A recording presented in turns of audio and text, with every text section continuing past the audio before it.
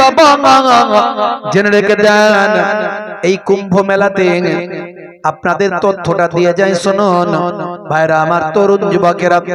এত বিশাল ঘটনা ঘটে গেল, পরাক্রান্ত হৃদয় নিয়ে বলছি ভাই আমার, প্রত্যেকের জন্য আমরা শান্তি কামনা করি, প্রত্যেকের পরিবারের প্রতি সহানুভূতি জানাই।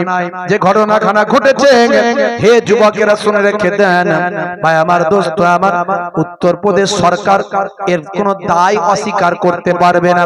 এই ঘটনার পরে বহু ট্রেন বাতিল হয়ে গেছে, বহু মানুষ ভাই আমার অনাহারে অর্ধাহারে দিন কাটাচ্ছে, বহু মানুষ পথ ভুলে হারিয়ে গেছে, বহু পুত্র তার সন্তানকে তার পিতাকে পাচ্ছে না, বহু পিতা তার পুত্রকে খুঁজে পাচ্ছে না।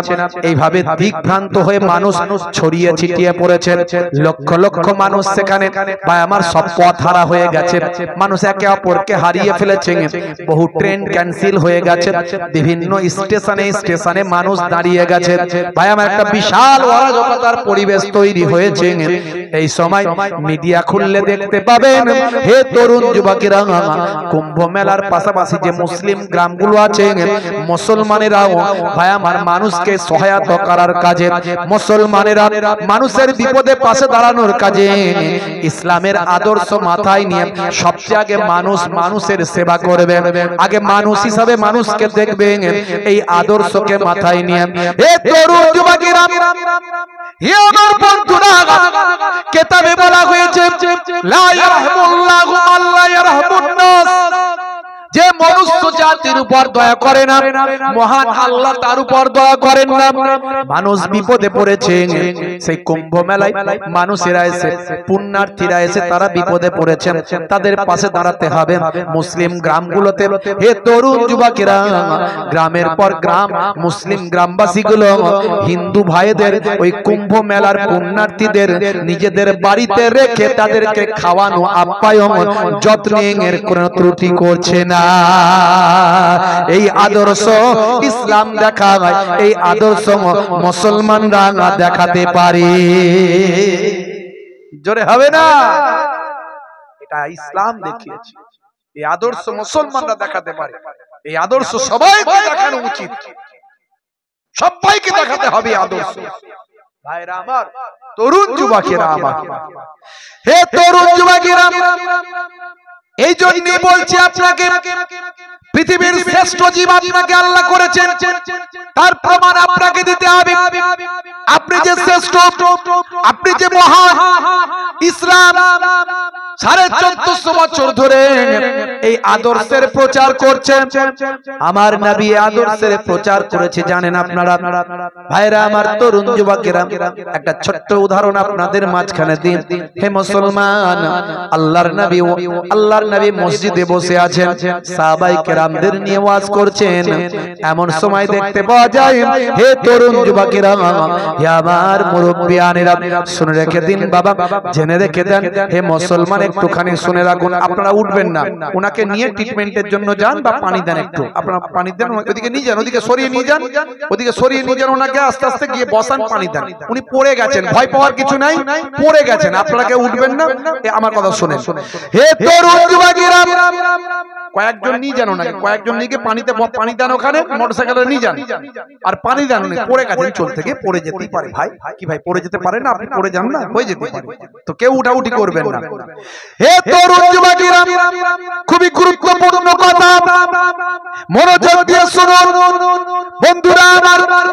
আল্লাহর নবী মসজিদে ওয়াজ করছেন, এমন সময় দেখতে পাওয়া যায়, উঠছেন কেন? কি হলো? একজন মানুষ পড়ে গেছে, উঠতে হবে কেন? মসজিদ থেকে জান্নাতের বাগানে নষ্ট করবে?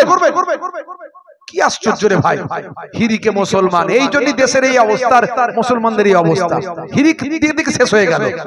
পুচপুচ করে তিরঙ্গা ফেলবে আর কোথায় ভিড় জমেছে সেখানে যাবে, তারপরে যে আসল আসামি ঘটি দিয়ে চলে যাবে, আর তারপর পুলিশ এসে এদেরকে ধরে নিয়ে চলে যাবে। এটা সিম্পল ব্যাপার। হিরিকটা কেন, কি হয়েছে, কেন হয়েছে, দূর থেকে বুঝে নেবেন। ও আচ্ছা, এই জন্য যদি হেল্প করার দরকার হয় কিছু মানুষ হেল্প করবেন, যদি সবাই হেল্প করার দরকার হয় আমরা সবাই হেল্প করব। যদি মনে হয় 2-4 জন হেল্প করলেই হয়ে যাবে, মিটে যাবে, মিটে গেল, সবাই মিলে গিয়ে ভিড় করে সেখানে থেকে কি হলো, কি হলো? আশ্চর্য ব্যাপার। হিরিকে মুসলমান পুচপুচ করে তিরঙ্গা খাবে, ফেলবার বলে কি হয়েছে কি হয়েছে কি হয়েছে বলে ভিতরে ঢুকে পড়বে। আর যে আসামি সে মাল ঘটিয়ে দিয়ে চলে গেছে, সে আসল লোক বেরিয়ে গেছে। পুলিশ এলো সিভিল ড্রেসে, এই তোমরা চলো থানায় চলো। আমি কিছু করিনি, আমি কিছু করিনি, আমি কিছু করিনি, করুনি, তুমি তো আসল লোক, চলো। তারপরে খেলা সামলাও। এবার 33টা মামলা খাও, কোর্টে চলো, কাজ হবে। হিরিক দিকে দেখে শেষ হয়ে গেল মুসলমান, মাথায় কিছু নাই। রাগ করবেন না, আমি আপনাদেরকে দুঃখ দিচ্ছি, এটা একটা শিক্ষামূলক কথা বললাম, এটা কিন্তু প্র্যাকটিক্যাল যেটা ঘটছে। আমি যদি এটা না কথা বলতাম না, এখান থেকে 100টা লোক উঠে চলে যেত, 100টা লোক উঠে চলে যেত এখান থেকে। এটা সব জায়গায় ঘটে, সব জায়গার ঘটনাটাকে আমি এক জায়গায় বললাম। এটা করবেন না অন্তত দয়া করে, দূর থেকে খবর নেবেন কি হয়েছে, কেন হয়েছে, কি তথ্য জেনে নিয়ে যদি মনে হয় যাওয়া দরকার, ফাঁসবেন না তখন যাবেন। যদি মনে বাবা আমি গেলে ফেঁসে যাবো, যাওয়ার দরকার না। কেন কোনো ঝামেলায় জড়াতে যাবেন কেন? দরুদ শরীফ আল্লাহুম্মা সাল্লি আলা।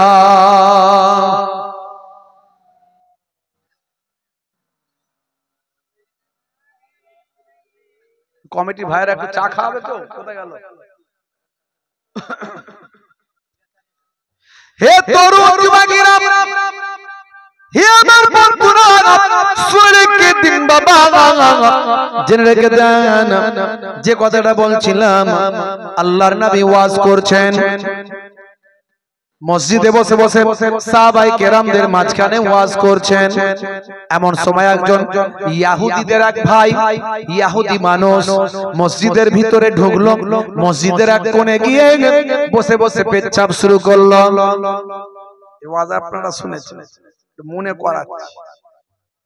হে তরুণ যুবকেরা, হে আমার বন্ধুরা, শুনে রেখে দিন, এমন সময় সাহাবায়ে কেরামদের মাথা গরম, বলে হুজুর এত বড় সাহস, একবার শুধু অনুমতি দিন, আমার মসজিদে আমার ইবাদতের জায়গায় সে পেচ্ছাপ করে, এত বড় সাহস, ইচ্ছাকৃতভাবে করেছেন, একবার শুধু আপনার অনুমতির অপেক্ষায় আছি, একবার যদি অনুমতি দেন তলোয়ারটা নেব, গার্দানে মারব আর দুখানা করে দেব। শৃঙ্খলা শিখিয়েছেন নবী। দেখুন নবী সেখানে আছেন এট প্রেজেন্ট, নবীর অনুমতি ছাড়া সাহাবায়ে কেরামরাও কোনো স্টেপ নিতে পারছেন না। দেখুন নবী কিভাবে শৃঙ্খলা শিখিয়েছেন। আমরা কেন বিশৃঙ্খল হয়ে যাব? গ্রামে কিছু ঘটনা ঘটলে গ্রামের ইমাম সাহেব আছেন, যোগ্য মানুষ, তার মধ্যে কোরআন হাদিস আছে, তিনি কি বলছেন? গ্রামের নেতৃত্ব যারা নেতৃত্ব দিচ্ছেন, এরকম মানুষ আছে, তারা কি বলছেন? কোন স্টেপ আপনার নেবার অধিকার নাই, তারা বলবে তারপরে নেবেন। নেতা বানা শিখুন, নেতৃত্ব মানতে হবে। নামাজে একজন নামাজ পড়ায় না, সবাই নামাজ পড়ায়, পড়ায় একজন, পড়ে সবাই। তিনি যখন আল্লাহু আকবার বলে আমরাও বলি, তার মানে নেতা মানছি। তিনি যা করছেন আমরা তাই করছি, তিনি যা করতে বলছেন আমরা তাই করছি। এই সিস্টেমটা যদি আমরা সব জায়গায় রাখতাম, তাহলে আমরা এত বিপদে পড়তাম না। আজকে মুসলমানদের গ্রামে গ্রামে সবাই নেতা, সবাই ডিসিশন নিয়ে নেয়। এই জন্য দেখবেন মুসলমান আমরা বেশি বিপদে পড়ি। আল্লাহর নবী, আল্লাহর রাসূল, দয়ার নবী সেখানে প্রেজেন্ট হিয়ার। সাহাবায়ে কেরামেরা অত্যন্ত রাগান্বিত, এত বড় সাহস, আমার মসজিদে এসে আমাদের সামনে থাকা অবস্থায় পেচ্ছাপ করে।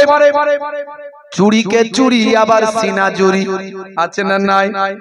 একে চুরিও করছে, আবার সেনা জুরি করছে, মানে গরম দেখাচ্ছে এরকম একটা। আমরা ওখানে অপেক্ষা বসে আছি, আমাদের চোখের সামনে এসে মসজিদের এক কোনায় বসে বসে পেচ্ছাপ করছে। এত বড় সাহস! মারবো, গর্দান তলোয়ার দুখানা করে দেব, তারপরে যাহাই হবে। আল্লাহর নবী বললেন সাহাবীরা অপেক্ষা করো, না না না না, আমি তোমাদের অনুমতি দেব না কোন নিরীহ মানুষকে হত্যা করার। সে পেচ্ছাপ করেছে আমার মসজিদে, এই জন্য একটা মানুষের জীবন চলে যাবে, এটা আমি কখনো চাই না, এটা আমার ইসলাম কখনো চাই না। এমন সে অপরাধ করেনি যার জন্য তাকে হত্যা করতে হবে, না না, এর অন্য পানিশমেন্ট আছে, অন্য সাজা আছে। তবে হ্যাঁ, তার পেচ্ছাবে কেউ ব্যাঘাত ঘটাও না, পেচ্ছাবে ব্যাঘাত ঘটালে শরীরে এর অসুখ হয়। 1450 বছর আগে আল্লাহর নবী বললেন পেচ্ছাবে ব্যাঘাত ঘটালে শরীরে অসুস্থতা আসে, রোগ হয়। 1450 বছর পর স্বাস্থ্য বিশেষজ্ঞরা বলছেন নবী ঠিক বলেছেন, কারো পেচ্ছাব ব্রেক করো না, এটা স্বাস্থ্যের জন্য ক্ষতি। দেখেছেন কেমন মহাবিজ্ঞানী ছিলেন আমার নবী। আসলে আমার নবী তো নিজের ইচ্ছায় কোনো কথা বলতেন না, মা ইয়ান্তিকু আনিল হাওয়া ইন হুয়া ইল্লা ওয়াহিয়ুন ইউহা। আমার নবী নিজের ইচ্ছায় কোনো কথা বলেননি যতক্ষণ না আমার আল্লাহ ওহী দিয়ে না জানিয়ে দেয়।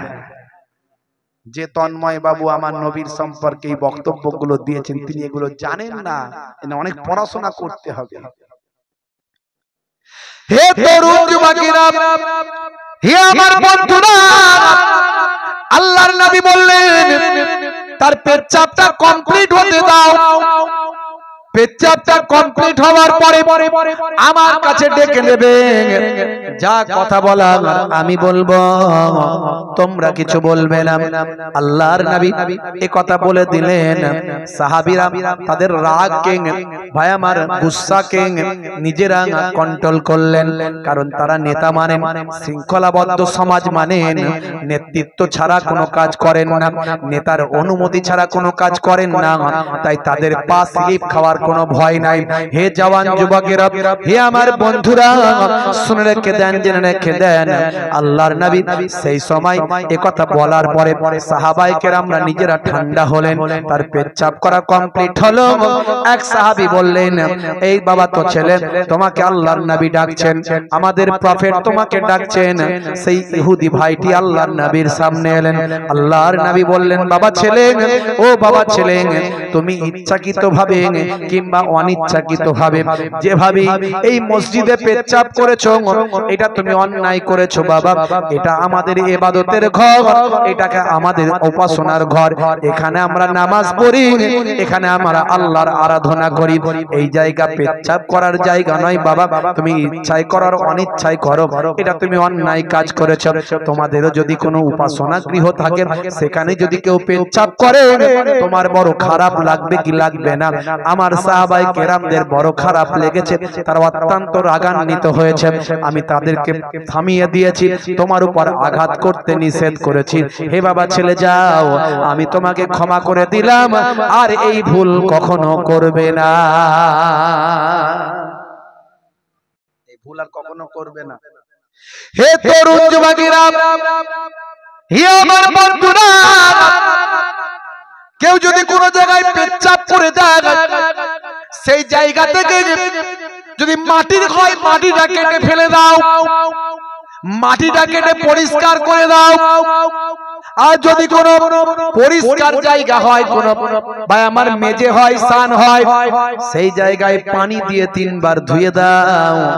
তাহলে সামান্য অপরাধ, এই অপরাধের জন্য একটা মানুষকে হত্যা করা তার থেকে বড় অপরাধ।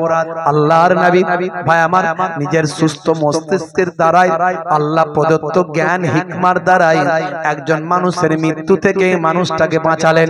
এই বাঁচানোর পরে নবী বললেন, হে বাবা ছেলে, আর এই অন্যায় কখনো করবে না বাবা। এমন সময় ছেলেটি বলল, হুজুর, আমি একজন ইহুদিদের পণ্ডিত, বিভিন্ন ধর্মশাস্ত্র নিয়ে পড়াশোনা করেছি, আমি দেখেছি যিনি আখিরি জামানার পয়গম্বর হবেন, তার মধ্যে অনেক দয়া মায়া থাকবে, তিনি অনেক বড় বড় অপরাধকে ক্ষমা করবেন। আজকে আমি বিশ্বাস করলাম, আমি দেখতে চেয়েছিলাম আপনি আমাকে ক্ষমা করেন কি ক্ষমা করেন না, আপনি অরিজিনালি প্রফেট কি অরিজিনাল প্রফেট নন, আপনি সত্যিকারের নবী কি নবী নন। আমি আজ পরীক্ষা করার জন্য ঘটনাটা ঘটিয়েছিলাম, আমি বিশ্বাস করলাম আপনি অরিজিনাল সত্যি সত্যি সত্যি আপনি আখিরি জামানার পয়গম্বর। পড়িয়ে দিন মহাবাণী মহাকালেমা, কালেমা শরীফ পড়ে সেই ইহুদি আমার নবীর শিষ্য হয়ে গেলে। জোরে হবে না? জোরে হবে না?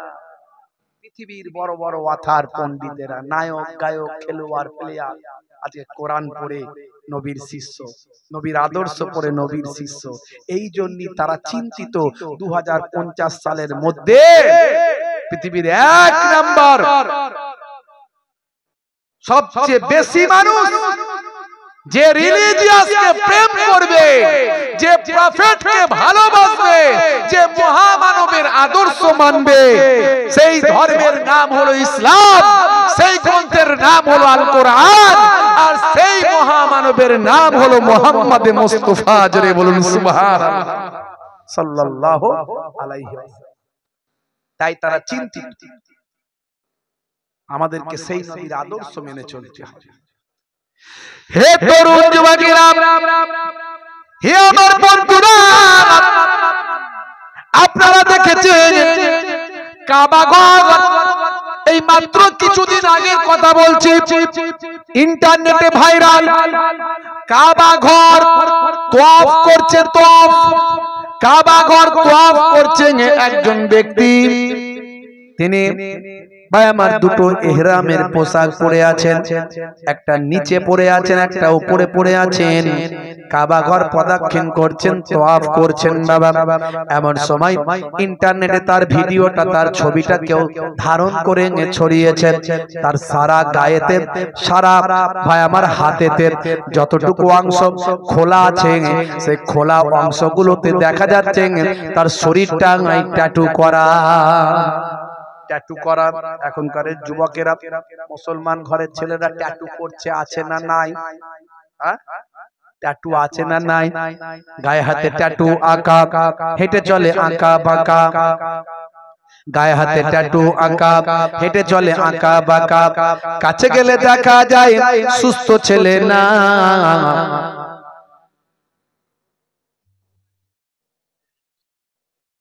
তিরঙ্গার দুর্গন্ধে টেকা যায় না, তিরঙ্গার দুর্গন্ধে টেকা যায় না। আজকালকার পোলা দেখো সঠিক পথে চলে না, পিতামাতা গুরুজনের কথা তারা শোনে না। হে তরুণ যুবকেরা, হে আমার বন্ধুরা, হে আমার মুরব্বিয়ানিরা, শুনে রেখে দিন বাবা। হে মুসলমান, আজকে যুবকেরা ট্যাটু করেন। এই ট্যাটু করা মানে হলো রং করা। কিছু আছে রং করা, যেগুলো শরীরে ট্যাটু রং করে। আবার কিছু আছে শরীরকে বাবা পুড়িয়ে দিয়ে, শরীরকে পুড়িয়ে ট্যাটু করা হয়। কিছু আছে মেডিসিন দিলে রং গুলো উঠে যায়, কালার গুলো উঠে যায়। আবার কিছু আছে ফিক্সড হয়ে যায় জীবনে মৃত্যু পর্যন্ত, সেই শরীর থেকে ওই ফিক্সড করা ট্যাটু গুলো, দাগ গুলো আর ওঠে না। ভাইরা আমার, তরুণ যুবকেরা আমার, ইন্টারনেটে ভাইরাল হয়ে গেছে যে ব্যক্তির ছবি, যে ব্যক্তির ভিডিও, হে যুবকেরা, নিউজ হয়েছে, খবর হয়েছে, তিনি আর অন্য কেউ নন, তিনি হলেন আমেরিকা যুক্তরাষ্ট্রের বিখ্যাত একজন ব্লগার। ব্লগার মানে যারা ব্লগিং করেন, বিভিন্ন তথ্য নিয়ে যারা বক্তব্য রাখেন, বিভিন্ন বিষয়ের উপর যারা বক্তব্য রাখেন, সারা পৃথিবীতে ফেমাস হয়ে যায় ব্লগার। এই আমেরিকা যুক্তরাষ্ট্রের ভাই আমার বিখ্যাত ব্লগার, তার নাম হলো মিস্টার জোসেফ। হে তরুণ যুবকেরা আমার, মিস্টার জোসেফকে জিজ্ঞাসা করা হলো, হে মিস্টার জোসেফ, আপনার গায়ে হাতে ট্যাটু, এই অবস্থায় কেন আপনি বাইতুল্লাহ তওয়াফ করছেন? Are you Muslim? বলল ইয়েস। আই এম মুসলিম, কি করে আপনি মুসলিম হলেন? আর গায়ে হাতে ট্যাটুই বা কেন আপনার বলুন? ট্যাটু তো ইসলামে হারাম। এই রং করলে তো আপনার নামাজ হবে না, ওযু হবে না। শুনুন, এগুলো আমার ফিক্সড করা, যেগুলো আমার তোলার চেষ্টা করেছি, তুলতে পেরেছি সেগুলো তুলেছি, এগুলো আর তোলার ক্ষমতা নাই, তাই এগুলো নিরুপায়। এর ওপরই আমি ওযু করি, এর ওপরই গোসল করি। আমার জন্য আলেম ওলামারা বলেছেন, আমার জন্য বর্তমান পজিশনে, এই সিচুয়েশনে আমার জন্য জায়েজ। শুনে রেখে দেন, আপনি কেন মুসলিম হলেন? আপনি কেন ইসলাম গ্রহণ করলেন? হে তরুণ যুবকেরা, মিস্টার জোসেফ বলেন, আমি ব্লগিং করি, কোরআন নিয়ে ব্লগিং করার জন্য চেষ্টা করছিলাম, কোরআন নিয়ে ব্লগিং করার জন্য চেষ্টা করছিলাম, কোরআন মাজিদ পড়তে চেষ্টা করছিলাম। পড়তে পড়তে পড়তে পড়তে কোরআন মাজিদের একটা সূরা, সূরার নাম হলো সূরা আসর। এই সূরায় গিয়ে আমি অবাক হলাম, আমি আশ্চর্যান্বিত হলাম। এই সূরা নিয়ে আমি বারবার গবেষণা করে আমি দয়ার নবীর শিষ্য হয়ে গেলাম। বলে বিষয়টা কি খুলে বলুন? বলে এই সূরাতে আল্লাহ, ভাই আমার, সময়ের কসম করেছে। আসর, ওয়াল আসর, ইন্নাল ইনসানা লাফি খুসর, নিশ্চয় মানুষ ক্ষতিগ্রস্ত। আল্লাহ বলছেন আমি আসরের কসম করছি, সময়ের কসম করছি। সময়ের কসম করে আল্লাহ বললেন মানুষ ক্ষতিগ্রস্ত, নিশ্চয় মানুষ ক্ষতিগ্রস্ত। আমি অবাক হয়ে গেলাম, আল্লাহ এত কিছুর কসম না খেয়ে সময়ের কেন খেলেন? পরে দেখলাম সময়ের থেকে মূল্যবান আর কিছু হতে পারে না। সময় এমন একটা কিমতি চিজ, যেটা সময় চলে গেলে আর পাওয়া যায় না, যেটাকে কোনদিন ধরা যায় না, যেটা কোনদিন আটকানো যায় না, যেটা কোনদিন কন্ট্রোল করা যায় না, যে সময়কে কখনো নিজের আয়ত্তে আনা যায় না। আল্লাহ সেই সময় নিয়ে কসম করে বললেন, আমি সময়ের কসম করে বলছি, ইন্নাল ইনসানা লাফি খুসর, নিশ্চয় ইনসান মানুষ ক্ষতিগ্রস্ত। অবাক হয়ে গেলাম, তো আমি ক্ষতিগ্রস্তদের মধ্যে আছি।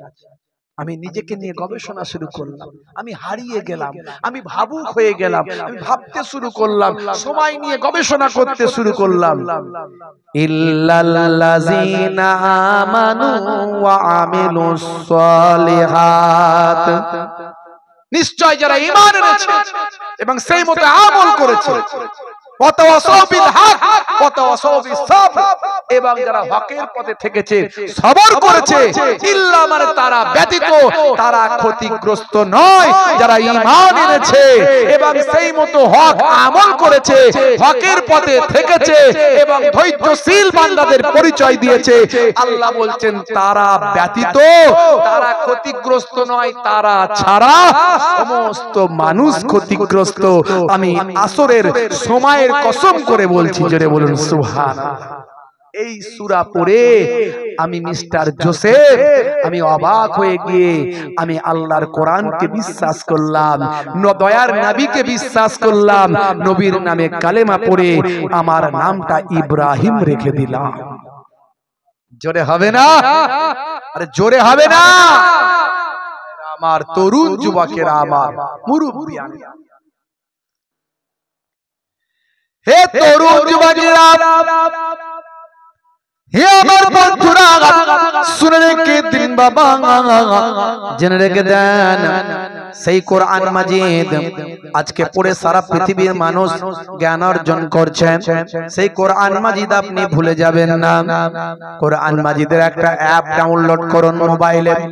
কোরআন মাজিদ জীবনে একবার অন্তত, আরবি যদি নাও আপনার পড়ার ক্ষমতা থাকে, এখন উচ্চারণওয়ালা কোরআন মাজিদ মোবাইলে ডাউনলোড করুন। উচ্চারণওয়ালা কোরআন মাজিদটা উচ্চারণ বাংলায় করে করে পড়ুন। তার তলাতেও অনুবাদ থাকবে, অর্থ থাকবে বাংলায়, সেটা বাংলায় পড়ুন। পড়ে অন্তত জীবনে একবার কোরআন মাজিদ খতম করুন। অন্তত মৃত্যুর আগে আপনার মনের শান্তি পাবেন যে আল্লাহ প্রদত্ত কিতাব, সেই কিতাবটা আমি একবার জীবনে শেষ করেছি। আল্লাহর কিতাব, পৃথিবীর মানুষের লেখা অনেক কিতাব পড়েছে, আর আল্লাহ প্রদত্ত কিতাব জীবনে কোনোদিন শেষ করতে পেরেছেন? একবার কোরআন মাজিদ পড়ুন। মোবাইলের অ্যাপে আপনার অনেক কিছু আছে, যেগুলো থেকে গোনা ছাড়া নেকি পাবেন না। হাস্য কৌতুক আনন্দ ফুর্তি, অশ্লীল ভিডিও, অশ্লীল ছবি, বিভিন্ন রকম গেম এখন কোম্পানি দিচ্ছে, খালি বলছে গেম লোড করো, যাতে করে তোমাদের মাথাটা খারাপ হয়ে যায়, ভালো কিছু ভাবনা, ভালো কিছু চিন্তা না করতে পারো। সমাজে অনেক কিছু অবিচার অন্যায় হয়ে যাবে, তোমার মাথায় কিছু থাকবে না। বুঝতে পারছেন? খালি বলছে তোমরা গেম লোড করো। মুকেশ আম্বানি এশিয়ার কয়েক নাম্বারের মধ্যে একজন ধনী। বুঝতে পারছেন ভাইরা আমার? তার ছেলের বিয়ে দিল কদিন আগে অনন্ত আম্বানি, আর তারপরে অ্যাড করছে মোবাইল খুললি, আমার ছেলের বিয়ের খুশিতে এই গেমটা দেওয়া হয়েছে, এই গেমটা যদি ডাউনলোড করো অনেক ইনকাম করতে পারবে। বাপও বলছে ইনকাম করতে পারবে, মা নীতা আম্বানি সেও বলছে ইনকাম করতে পারবে, ছেলেও বলছে আমার বিয়ের খুশিতে এটা দেয়া হয়েছে, তোমরা খেললে অনেক ইনকাম করতে পারবে। সেখানে আবার সাথ দিল শাহরুখ খানের, সে বলছে আমিও খেলি, তার খেলার সময় আছে। সেখানে আবার অ্যাড করতে শুরু করলো সচিন টেন্ডুলকার, সে বলছে আমিও খেলি, তোমরা খেলো। হাই রে হাই, তাদের খেলার সময় আছে? খালি একটাই উদ্দেশ্য, সাধারণ গরিব ঘরের ছেলেগুলোকে বোকা বানানো, এদেরকে বোকা বানিয়ে নেশাখোর, পাত্তাখোর, গেমখোর করে রাখা। এরা পড়াশোনা করবে না, শিক্ষা দীক্ষা গ্রহণ করবে না, পৃথিবীতে কি হচ্ছে চিন্তা করবে না, তাদের অস্তিত্ব কি হচ্ছে চিন্তা করবে না, তাদের নীতি আদর্শ কি হচ্ছে চিন্তা করবে না। আর তার মাঝখানে ওরা গেম খেলবে, ওরা নেশাখোর হয়ে যাবে, ওরা পাত্তাখোর হয়ে যাবে, ওরা তিরঙ্গাখোর হয়ে যাবে, ওরা রাত দিন মোবাইল নিয়ে ব্যস্ত থাকবে। আর আমরা ওদের বাপ 14 পুরুষের রেখে যাওয়া, হাজী মোহাম্মদ মহসিনের রেখে যাওয়া ফাঁদ, ওদের 14 পুরুষের রেখে যাওয়া সম্পত্তি, কোটি কোটি কোটি কোটি টাকার সম্পত্তিগুলোকে আমরা আত্মসাৎ করে নেব। ভারতবর্ষের সব 3টে সংস্থার সবচেয়ে বেশি সম্পত্তি আছে, একটা হলো রেল, একটা হলো সেনাবাহিনী, আর একটা হলো ওয়াকফ স্টেট। জোরে বলুন সুবহানাল্লাহ। এই ওয়াকফের সম্পত্তিগুলো আমাদের 14 পুরুষের দেওয়া, আপনার দাদুর দেওয়া। আপনার দাদু আল্লাহওয়ালা মানুষ ছিল, তার সম্পত্তি অনেক ছিল, 200 বিঘে। চিন্তা করলাম আমার 2 বিঘে দিতে কাজ হয়ে যাচ্ছে, 2 বিঘে দিতে আমার কাজ হয়ে যাচ্ছে, আমার ছেলে পুলেও তেমন কেউ নাই, তা আমার জন্য 10 বিঘে রাখি, 190 বিঘে আমার কওমের, আমার সম্প্রদায়ের মানুষ, গরিব মানুষ, তারা পিছিয়ে পড়েছে, তাদের শিক্ষা দীক্ষার দরকার, তাদেরকে ডেভেলপমেন্ট করতে হবে। 190 বিঘে সম্পত্তি মুসলমান কওমের উন্নতির জন্য, তাদের সন্তানদের পড়াশোনার জন্য, তাদের মানুষেরা মরে গেলে কবরস্থানের জন্য, তাদের নামাজের মসজিদের জন্য, তাদের মাদ্রাসার জন্য 190 বিঘে আমি আল্লাহর নামে উৎসর্গ করে দিলাম। এর নাম হলো ওয়াকফের সম্পত্তি। সারা ভারতবর্ষে কত আছে জানেন? এই যে বললাম রেলের জায়গা আছে, রেলের সম্পত্তি 1 নাম্বার, 2 নাম্বার সেনাবাহিনীর সম্পত্তি 2 নাম্বার, 3 নাম্বার হলো আমার আপনার 14 পুরুষের সম্পত্তি। সেই সম্পত্তিগুলোকে দেখাশোনা করতো এতদিন কারা? এতদিন দেখাশোনা করতো, যাই হোক নাই হোক, আমাদের ঘরের লোকেরাই। মুসলমানদের একটা করে বোর্ড দেওয়া ছিল, কমিটি করা ছিল, সেটা হচ্ছে ওয়াকফ বোর্ড। সেই ওয়াকফ বোর্ডের বললো তোরা দেখাশোনা করবি, তোরা কিভাবে ব্যবহার করবি তোরা বুঝে নি। এতদিন সেভাবে চলছে। এই সুযোগে কিছু মুসলমানদের লোকজন কি করলো, তারা কিছু বিক্রি করে দিল, কিছু বেদখল হয়ে গেল, কিছু মেরে মুড়ে খেতে লাগলো, কিছু নেতা সেখানে হাত মারলো, কিছু জন বললো 99 বছরের লিজ নিয়ে নিচ্ছি, 1 টাকা করে দেব। বুঝতে পারছি ধর্মতলা চত্বরে অনেক প্রপার্টি আছে ওয়াকফের সম্পত্তি। বুঝতে পারছেন, দিল্লিতে আছে, বোম্বাইতে আছে, সারা ওয়েস্ট বেঙ্গল অনেক জায়গায় আছে। এ ওকে জবরদখল করে রেখেছে, ওকে জবরদখল করে রেখেছে। এই দরকার ছিল ওই জবরদখল গুলো উদ্ধার করা, তা না করে কেন্দ্র সরকারের নজর পড়ে গেল সেদিকে, তোরা তো অনেকদিন সবাই মেরে মুড়ে খেলি, এবার আমি কিছুটা খাই। বুঝতে পারছো? কি করতে হবে? আইন করতে হবে। আইন করতে হবে। কি আইন? না এমন একটা আইন আসবে যেটা হচ্ছে সংশোধনী আইন। সংশোধনীর নাম করে তোদের জায়গা চাবি থাকবে আমার হাতে। তোমাদের এই কমিটি থাকবে, আলাদা কমিটি হবে, ওসব বোর্ড ফোর্ড কিছু থাকবে না। ওই কমিটিতে আমার সরকারি প্রতিনিধি থাকবে। বুঝতে পারছো? আমার সরকারি প্রতিনিধি থাকবে, তাতে অমুসলিম থাকবে, অমুসলিম প্রতিনিধি, সরকারি প্রতিনিধি থাকবে। আপনার জায়গা, আপনার বাপের দেওয়া, আপনার দাদুর দেওয়া সম্পত্তি, সেখানে সরকারি প্রতিনিধি থাকবে, কেন্দ্র সরকার বলছে। আর সেখানে মুসলমান নাই, অমুসলিমও থাকবে। তারা মেনটেন করবে, দেখাশোনা করবে। এখন এই যদি অবস্থা হয়, আমার ঘরের, আমার জায়গা, আমার সম্পত্তির চাবি যদি অন্যজনের হাতে দিয়ে দেয় আইন করে, সেখানে আমার আর অধিকার রইল? যেমন রইল, অধিকার রইল না। সেই বিল পাস করেছে।